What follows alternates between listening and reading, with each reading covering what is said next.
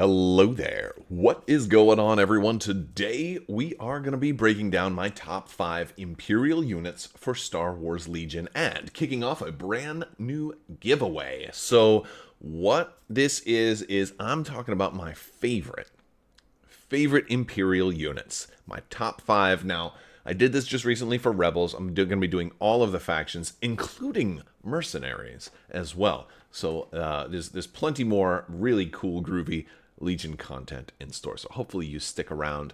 And what I mean by my favorite top 5 is not necessarily the best, but the ones that are maybe best for me, the ones that I enjoy the most, the like units that bring joy. More so than units that you must take in your list if you hope to win all the tournaments. Although there's definitely some overlap with those because some units are very effective and can bring joy that way.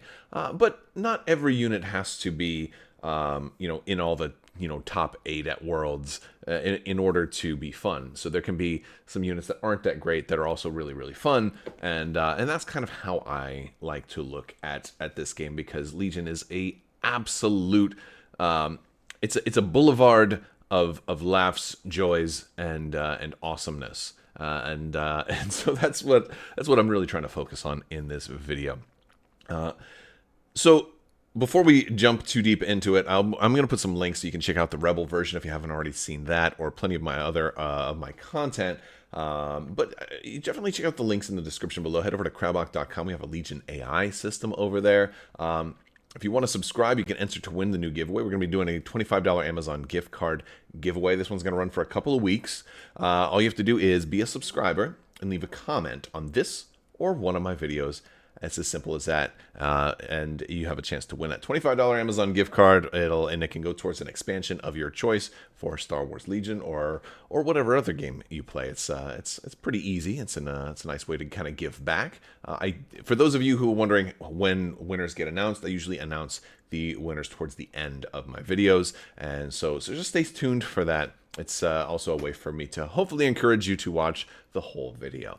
I also want to thank today's sponsor, Luxury Playstyle. Amazing full metal tokens. These tokens, folks, they're absolutely gorgeous. They're double-sided. They make for great gifts for loved ones or for yourself. If you use code CrabbokVIP, you are going to save 15% off of your order. So definitely use that discount code. Also, orders that use that code that spend $35 or more are going to get the free Crabbok token. It is look, dude, this thing is amazing. I'm gonna pull one out. I've got one right here. These are absolutely gorgeous, and you've got the C on there. You've got the 5 on the back. Dude, these tokens are absolutely fantastic. They're spectacular. And my dog loves them too. You can hear that. She goes crazy. Tell them what you think about the Crabbok token. It's awesome. So definitely use that code. All right, so let's jump into my top 5 Imperial units. And I'm going to kick things off with a real rule breaker, because it's always tough to kind of fit things into a certain bubble, and sometimes there's tough decisions to be made. By the way, I want to find out what you guys think. What are your top Imperial units?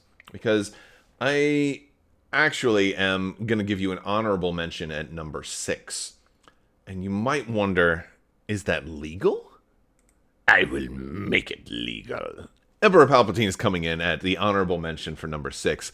I couldn't talk about my favorite units without including him. I just didn't feel like I wanted him in my top 5, but I wanted to talk about him because he is very fun. He's also pretty darn effective. He's got pulling the strings. Letting somebody else attack is massively cool. He's so much stronger now with force speed, being able to move at speed 3, play that 1 pip, and just like zoom across the battlefield and just light up your entire opponent's core. He's incredibly dangerous, and the thing is, he's also a little anxiety inducing for both you and your opponent, because when they know that 1 pip is potentially going to come, it's like scary, but then if they're trying to focus him down, you're also scared because every wound that goes onto him, it really limits his effectiveness in the end game. And so, you have to kind of keep Palpatine, at full health and pristine. So you got to bring some royal guards and things like that. And it's so, it's just like, oh, I gotta keep the atomic bomb. I gotta keep the nuclear option in pristine condition. And your opponent's like, he's got a nuclear option. We've got to make it not pristine. It's just, it's a little exciting like that. But he's also super cool. It's fun to run him. There's lots of jokes you can make while you play him. He's certainly very cool. Also, he'll be really fun to use if anybody got that the Gen Con or Celebration exclusive, that final duel in Palpatine's chamber, that diorama set they were doing. You can possibly swap that Palpatine in for the other one and have another cool little way to play Palpatine. So anyway, my point is he's super fun. It makes a great runner-up at number 6. So we're going to start now with the real top 5. Again, we had to break the rules a little bit, but it's totally legal. I have assurances from the Senate. As you know, our runner-up is perfectly legal. We're going to go to number 5. And we're going to start off with dewbacks at number 5. Dewbacks are freaking dinosaurs in Legion. Basically. I mean, and that alone is just so cool. They're really fun. They're not maybe like one of the most effective. Like, I don't think you see them in all of the top lists, but they still can do well, and they're dinosaurs. They're super fun, and one of the things that's really cool about them is I feel like they work extremely well with Vader, and his ways to motivate them, giving them a damage. They've got 6 health, so they can take a damage no problem. Get a free move. They can then spur, get up into distance a little bit quicker. They have Relentless, which is massively cool. And they get in there and they can just, I mean, look at their melee. Their melee is nasty, the critical 2 and suppressive, but they get that flamethrower gun too. And they have other weapons too. You don't have to run them with the spur, charging into enemy stuff. You can play them a little bit more mid-level, where they're kind of on the outskirts, but they can, are a threat to close into battle. They can be played a lot of different ways. But I really think they're most fun with the flamethrower and the ability to surprise people with how fast they can move, because you see dewbacks, you're like, oh, they're just a speed 1 unit. They can only do that really short movement. Yeah, but they're a kind of a larger base. And they had some fun. There's lots of jokes about the dewbacks base, because they originally shipped with the ATST base instead of the ATRT base, right? So they shipped with the wrong size base originally. So if you're like one of the first people to ever pick up a dewback at the Gen Con that they were released, then you might have like a really, really a massively large dewback, which isn't really allowed, but it's still funny, meme worthy. There were a lot of memes about it. But with Spur and the larger base's movement, they actually can move surprisingly well. And so you think of like this slow, plodding dinosaur suddenly getting like Vader whips him and he's like, I'm gonna charge across the battlefield in like 1 turn and then flamethrow all your guys. Incredible. So super fun. And just creature troopers are just cool in general, but these guys are freaking dinosaurs on top of that. They're awesome. I like the dewback riders. Coming up next at number 4, Iden Versio. She's actually exquisite. I'm a big fan of Iden Versio. I liked the Battlefront game. I have sort of a huge crush on Janina Gavankar. She did a great job with the audiobook for Inferno Squad also. So having her on in my game is just a cool thing thematically, and it's just fun. She also pairs really well with Inferno Squad. She's gotten I feel like she's gotten better over time, being able to take her as a true sniper or more of a close range, or you don't have to give her a weapon at all, because you can do her regular gun's not bad. You can put her droid with her, who can add to her attacks if you get up close. You've got a command card that gives her a different weapon, so she's very versatile, which is really cool. You can call her Iden Versatile. Terrible joke. All right, that's time for a mini crab. Oh my gosh. Oh yeah, baby. Just a terrible jokes, right? This is just mini crab time.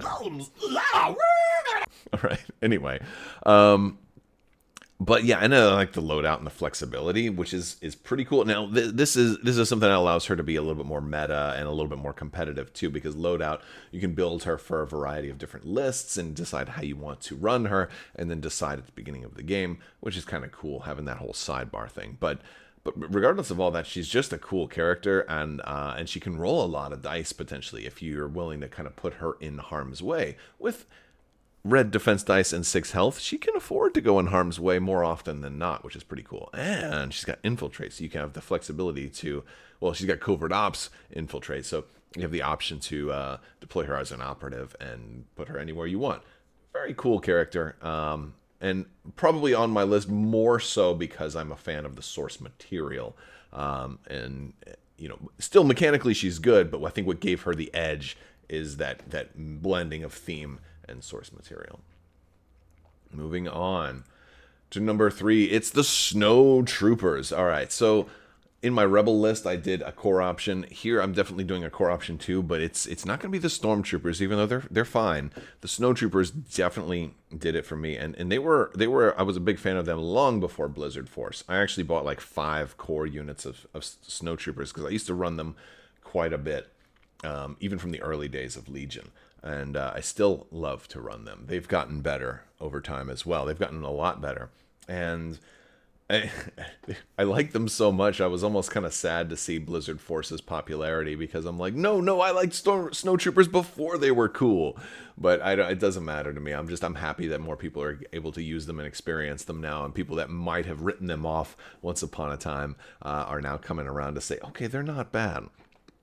So Snow Troopers have gotten...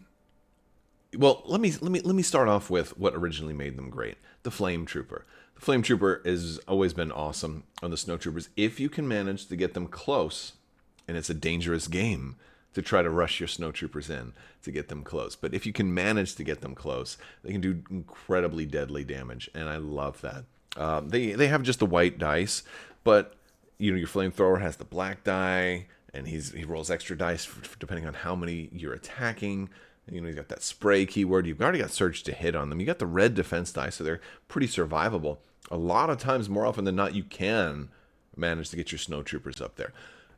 But their weakness is their speed 1. However, with steady, you can move, shoot, and go pretty darn far. And that speed 1 doesn't really feel like a true speed 1. And what it boils down to is, yes, it's a core unit, a cheaper than 50-point unit with steady. Steady's a great keyword. It's a great keyword. A lot of times you see charge or relentless, but steady is really what they want. They really want, relentless would be fine too, but steady is really what you need. It's one of the best keywords I've ever seen on a core unit, and it usually is reserved for, free attacks are usually reserved for much more expensive units, which makes them really, really well. And it's a great compensation for the lower speed. I think it puts them over the top mechanically. Plus, they are pretty cool. Who doesn't like Empire Strikes Back? So having Blizzard Force kind of Battle of Hoth inspired units is also really cool on the tabletop. They're one of the reasons I based all of my Imperial units in snow, because I wanted to be able to do... I didn't want them to look out of place with all the rest of my Empire units. And so they work well there. But plus, the ways you can outfit them too, to give them Scout 1, to give them a little farther ahead, and also give them, again, like a lot of units that can take grenades, if you give them frag grenades, you already want to get them in range 1 anyway for the flamethrower, so frag grenades work so well on these guys, because now all of a sudden you've got all these red dice and black dice and surge to crit. They're just devastatingly awesome, if you can make them get there. There's also other ways to get them kind of closer now too. There's transports, you've got the lat also, so there's like all kinds of cool ways to try and do that, or the tank and the lat, and do all kinds of groovy stuff. You can make it work, and but even if you just have to move them normally, you can do that too. They're super fun, and so I like them a lot. All right, up to number 2. You've seen me use ATSTs quite a bit. You may have seen me talk about the triple ATST capability with Tempest Force. Of course, it's the ATST. It's the first big bad heavy we saw in Legion, and it's still the best. It's still the most intimidating and the most iconic, and has the best battlefield presence. And they're beautiful. They're just beautiful. They've seen a lot of changes in points reductions, and a lot of the upgrades that come with the ATST have changed and gotten better and cheaper and easier to use. We've seen new pilots added for the ATST. They can now get surge to hit with the Hammers pilot, for example, makes them a lot better. They roll a lot of dice, and they have range 4 built in. Impact 3, really good anti-armor. I love giving them that the blast gun that now all of a sudden you guys are trying to hide in barricades around the corner. Like, no, I'm just going to hit you with all of my dice. And, you're not going to get to do anything. You're not going to get to cancel anything. I'm going to just come at you and blow you up. And they're hard to kill. 11 health, 8 armor. In that 8 resiliency too. You're not going to blow up the twin blaster cannons too quickly. But yeah, they're beautiful, and the fact that you can run 3 of them now is just sickening. It's insanity, and on wheels or on legs maybe. No, it's really cool. I really love the ATST, but they're just it's also about their towering presence over the battlefield. They just look so cool. One of my favorite games in the world is Star Wars Armada, and I love the Imperial Star Destroyers on the tabletop with that. And ATSTs have that same kind of presence. It's the type of unit. It's the Star Destroyer of the ground, sort of. At least in Legion, AT-AT would be maybe the better option, but who knows if we'll ever get those. But for now, the ATST is the most beautiful unit you can put on the battlefield, and it's one of those units that when people are in the game store and you're playing somebody and they're like, wow, what is that?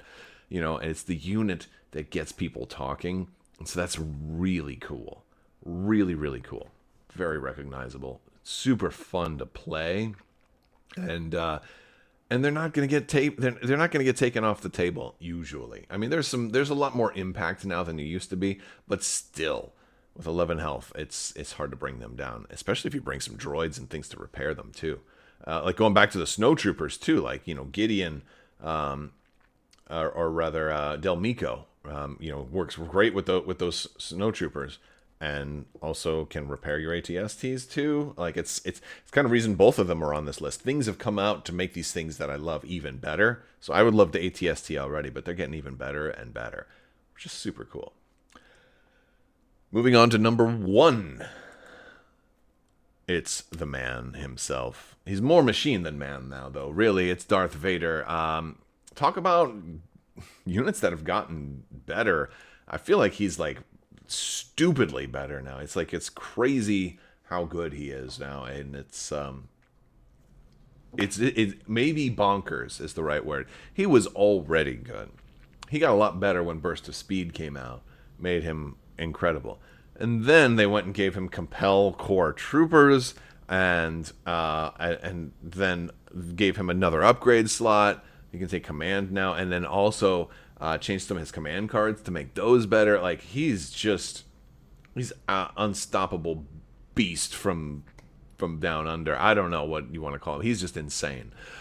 So mechanically, he's wonderful. He's fearless. Can't be suppressed, but can't panic. Nobody around him can panic because double nothing is the same value. So everybody near him is just like complete. He just makes his forces immune to panic, basically, which is really cool for a lot of different game modes, and mechanically, it's a great ability. Thing is, they used to be able to still. Be suppressed and lose their actions. And now with Compel Core, it's not such a big deal.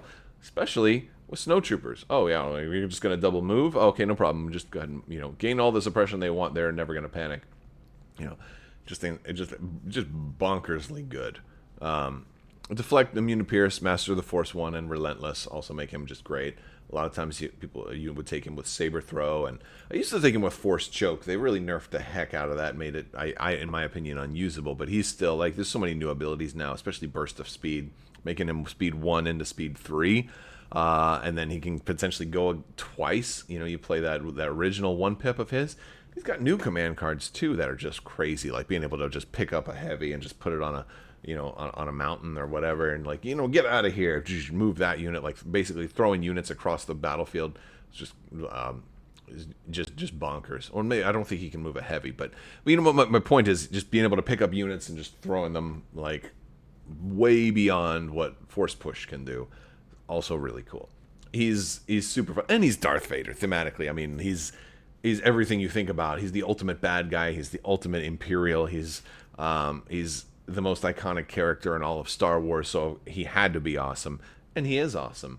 And I think this version just blows the operative version completely out of the water. And you've got 6 command cards for him. He's great thematically. He's great mechanically, and he's Darth freaking Vader. He's incredible.